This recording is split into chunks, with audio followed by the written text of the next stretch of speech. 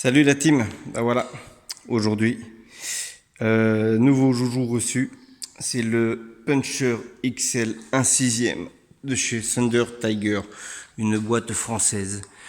On n'en voit pas beaucoup de ces bêtes, c'est bien dommage, parce que je viens de l'essayer, elle est vraiment géniale. On m'a dit non, ça sert à rien, c'est une grosse merde.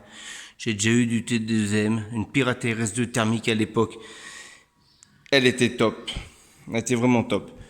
Donc franchement j'ai rien à dire, moi perso j'aime bien T2M.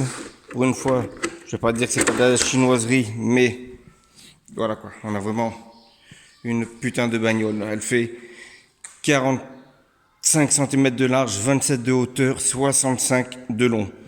Mon buggy à côté il arrive ici, hein, et c'est un Obaou 1/8. Donc il faut savoir qu'elle a un châssis très large et il y a beaucoup de place dedans.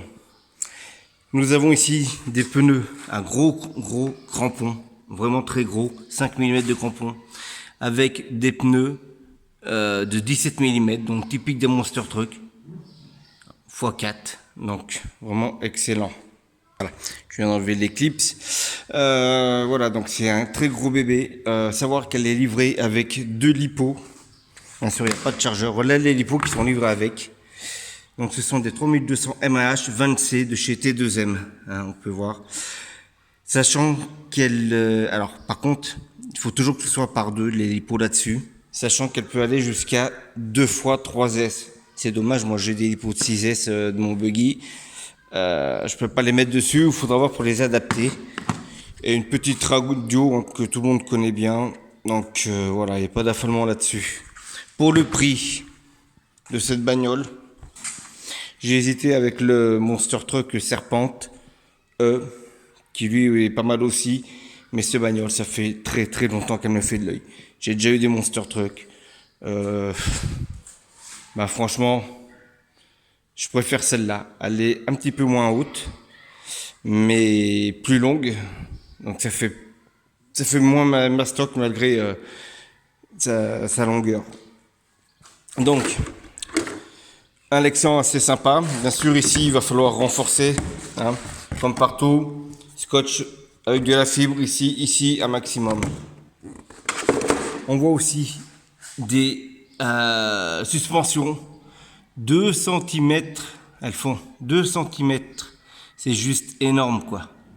Je me demande d'ailleurs si le Serpente de chez le Monster Truck de chez Serpent, il a ça à lui. J'ai un doute.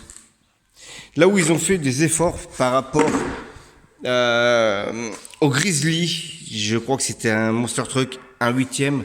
Ici, ça merdait complètement. Quand vous prenez un choc, et ben le pare-choc là, il venait taper ici. Tandis que là, il y a de quoi buter. Les plastiques sont hyper épais et très, comment dire, de qualité. Franchement, il n'y a rien à dire.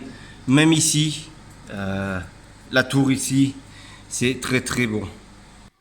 Ah désolé, il y a une bagnole qui passait, j'ai dû couper. Donc, les plastiques sont très épais et très qualité, ça se voit. Rien à voir avec, par exemple, du plastique que j'ai vu chez Obitech. Non, là franchement bien. Le châssis, lui, c'est toute une plaque en aluminium. On peut voir. Franchement, super bien. Des vis partout. Ici, ça a même été fermé. Vous savez, c'est la petite roue. Normalement, on trouve les roues de moteur thermique. Donc, ici, 2 compartiments pour les batteries qu'on peut mettre donc jusqu'à 3S.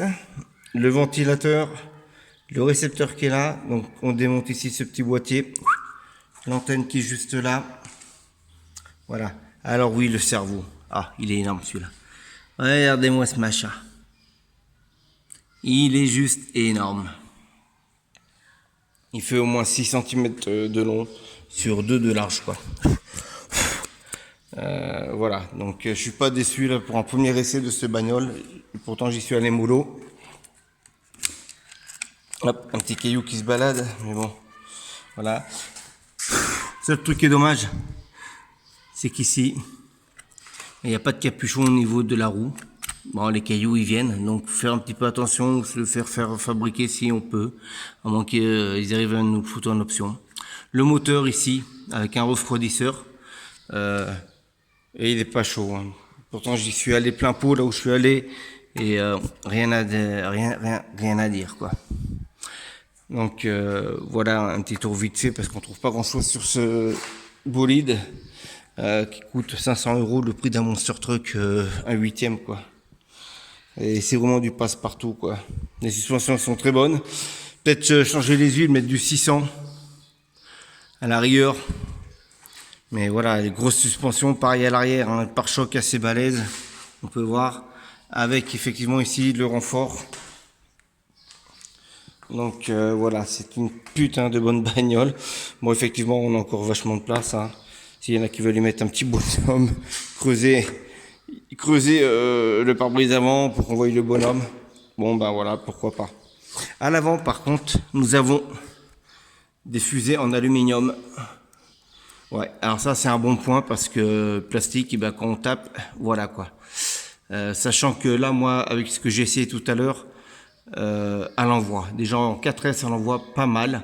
Alors en 6S, à mon avis, je vais me taper des wheelings. Donc voilà. Par contre, c'est une voiture qu'il faut maîtriser. Il faut avoir l'habitude. Il ne faut pas que ce soit n'importe qui prenne et qu'on y va plein pot. Parce qu'elle va quand même dans les 80 km/h. Donc en 6S, je pense que si elle fait 6S, elle ira largement au-dessus. Donc quelqu'un se prend ça dans une cheville. Aïe caramba, ça fait mal. Ça fait mal. Donc voilà un petit tour vite fait de ce super bagnole, quoi. Franchement, n'hésitez pas, achetez-la. Il n'y a aucun souci. Moi, je suis ravi. J'ai eu raison de ne pas écouter ce qu'on m'a dit, que c'était une merde. Et ben, ouais, ben la merde, moi j'en suis satisfait. J'ai acheté une bagnole française et qui arrache le pavé, comme on dit, quoi.